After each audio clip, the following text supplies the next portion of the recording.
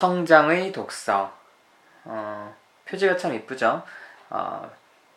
반고흐의 씨 뿌리는 사람이 이렇게 전면에 들어가 있고요.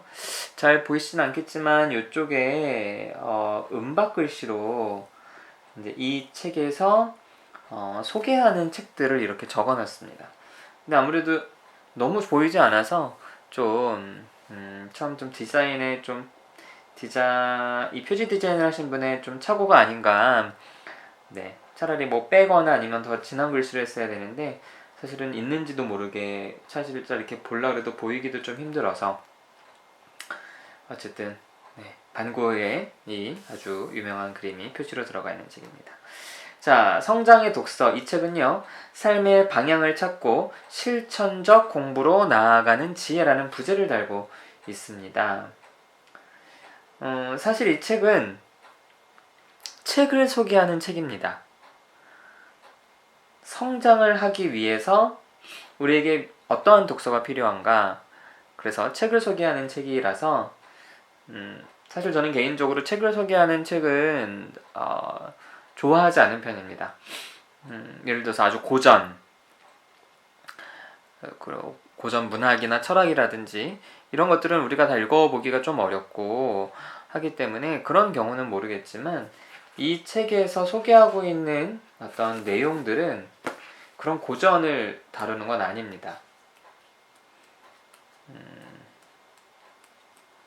어떤 책들을 다루고 있느냐? 여기 이제 목차 보시면요, 크게 뭐 정향 1부가 그렇고요, 2부가 학습. 그런데 정향은 어디로 나아갈 것인가, 이제 방향성에 대한 얘기죠.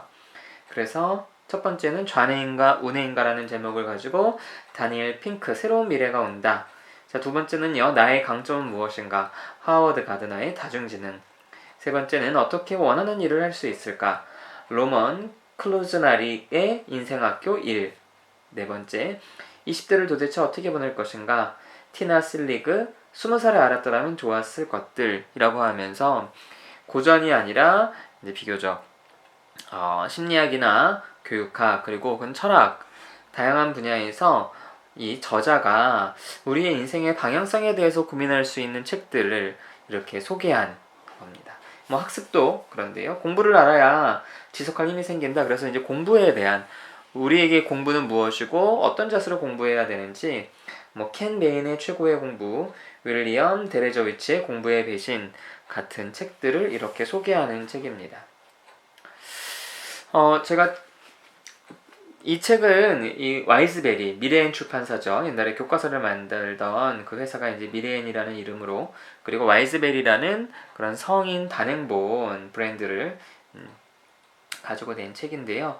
근데 이제 이 책은 제가 출판사에서 기증을 받은 책이라서 이 책을 그냥 뭐 읽을까 말까 고민 좀 했었고요. 뭐 읽더라도 뭐 이렇게 리뷰는 올릴 필요가 없겠다. 그리고 다른 책이, 제가 주문한 책이 올 때까지만 뭐 잠깐 한번 읽어볼까, 어떻게 소개했는지 라고 이제 시작했지만, 제 생각과 다르게 단순하게 책을 소개하는 책이 아니라 중간중간 책도 인용하고 또 책뿐 아니라 다큐멘터리도 언급하면서 결국에는 이 저자가 자신이 갖고 있는 삶의 방향성, 자신이 갖고 있는 어떤 공부, 자신이 바라보고 있는 이 세상과 사람들의 심리적 문제에 대한 나름대로의 어떤 철학을 가지고 쓴 책이다. 그래서 사실은 책을 소개하는 책이 아니라 자신의 생각을 표현하기 위해서 몇 가지 책도 소개하는, 그리고 중간중간에 다큐멘터리도 많이 언급이 되는데요. 다큐멘터리도 소개하는 이제 그런 책이다. 그 책을 읽은 내내 저도 많은 생각들을 좀 해보게 됐습니다. 그럼 이 책의 저자는 누구냐? 박민근 선생님인데요. 어린 시절 미술과 글쓰기에 빠져 살았다. 꿈은 늘 화가였다. 10대 후반 화가의 꿈을 포기하며 첫 번째 우울증에 걸린 힘든 시간을 보냈다. 독서를 통해 우울증을 극복하며 문학가의 꿈을 갖게 되었다. 20대에는 대학과 대학원에서 문학 공부에 힘썼다. 그 시절 꿈은 문학 비평가와 시인이었다. 30쯤 학내 사태를 겪으며 찾아온 극심한 우울증으로 고통의 시간을 보냈고 한때 심각한 자살 충동에 시달리기도 했다. 이때도 치유서 읽기를 통해 우울증을 극복하며 내적 성장을 이루어냈다. 그 시절의 경험과 공부를 바탕으로 독서치료 연구와 임상에 15년째 매진하고 있다. 그래서 이분은 이제 독서치료를 하시는 분이구나. 그런데 약 5년간 대형 심리센터 원장을 역임했으며, 심리센터 원장을 역임하셨다고 하죠. 그리고 현재 박민근 독서치료연구소의 소장으로서 심리상담과 독서치료를 통해 내담자의 심적 고통을 치유하고 있다. 철학과 심리학, 문학을 통섭, 융합한 상담을 위한 연구에 힘쓰며 독서치료 모임을 꾸려서 운영하고 있다. 돼 있고 SBS, EBS, MBC, KBS에 출연했고, 그리고 다양한 책들을 일단 소개가 되어 있습니다. 그러니까 한마디로 이분은 문학을 전공하시고 독서치료를 하시는 분이다, 이렇게 이제 생각할 수 있겠는데요. 그런데 이제 사실은 심리상담을 전공한 이제 저로서는, 그리고 요즘 이 심리상담에 대한 어떤 오해나 혼란이 많고, 도대체 심리상담이 무엇이고 전문가가 어떤 역할을 하느냐에 대한 그런 어떤 정리되지 못한 현실에서 책에 이제 이분이 이렇게 표현하시거든요. 당연한 얘기지만 심리상담가인 내가, 그러니까 이제 자신을 심리상담가다라고 표현하고 있다는 부분은 조금 불편합니다. 하지만 심리상담이라는 게 법적으로 보호받는 활동도 아니고 하기 때문에 그럴 수 있다라고 싶긴 하지만, 어쨌든 독서치료를 주로 하시는 분이다라고 좀 정리할 수 있겠습니다.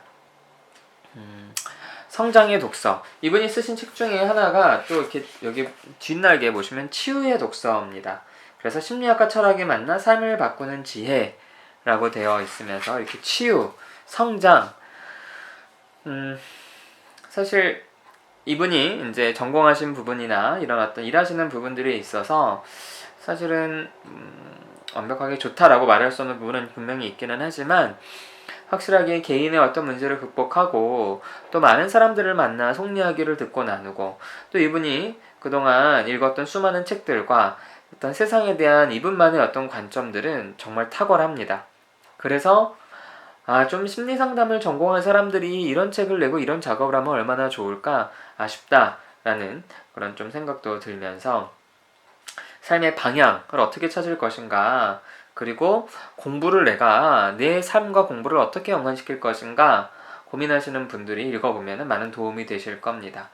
그리고 또 이 책은 아까도 말씀드렸듯이 책을 소개하는 책, 단지 그 정도가 아니라 이분의 생각과 철학이 있으면서 동시에 책도 소개하는 책이기 때문에 이 책 한 권만 읽으신다면 다른 부분, 그러니까 성장에 대해서 우리가 연결시켜서 읽어볼 수 있는 수많은 책 도서 목록도 덤으로 얻게 되실 거라고 생각합니다. 네, 성장의 독서였습니다.